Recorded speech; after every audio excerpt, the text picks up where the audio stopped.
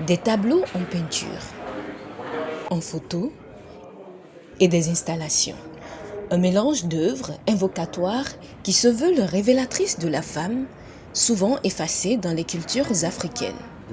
Bienvenue à l'exposition La Renaissance du monde de Eliane Aïsso. Ce qui m'a inspiré ce thème, la Renaissance du monde, c'est déjà le fait que dans nos sociétés, surtout la société africaine, la femme, elle est effacée. Elle est effacée dans la société. Et cette société aussi pousse la femme à s'effacer elle-même, à s'oublier. Donc je me suis dit, non, il fallait réellement donner la place de la femme, parce que c'est elle en réalité qui porte la vie, qui porte en réalité le monde. Sans la femme, il n'y a pas en réalité de vie. Du coup, il faut réellement donner une renaissance à cette femme-là.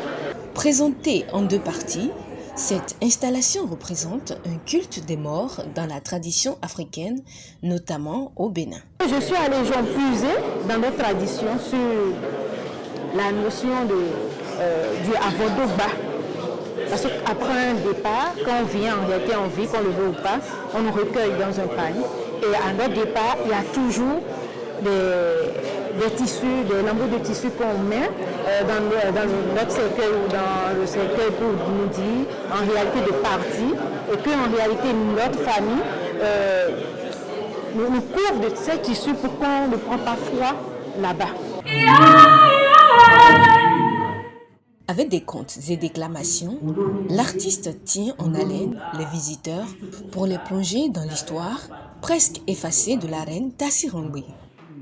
Et ensemble, ils ont une idée de génie. Convoquer sur le champ de bataille la reine Rangui. J'ai découvert une chose que je n'ai pas encore vue jusque-là. L'association des différentes arts à l'Institut français pour une exposition. C'était tellement magnifique. Là, la partie musicale, la partie théâtralisée et les belles œuvres que nous a présentées l'artiste exposante Eliane Aïsso. Nous qui sommes un peu de l'autre côté d'Abomey, chez les fonds, je m'aperçois qu'il y a une grande histoire initiatique derrière.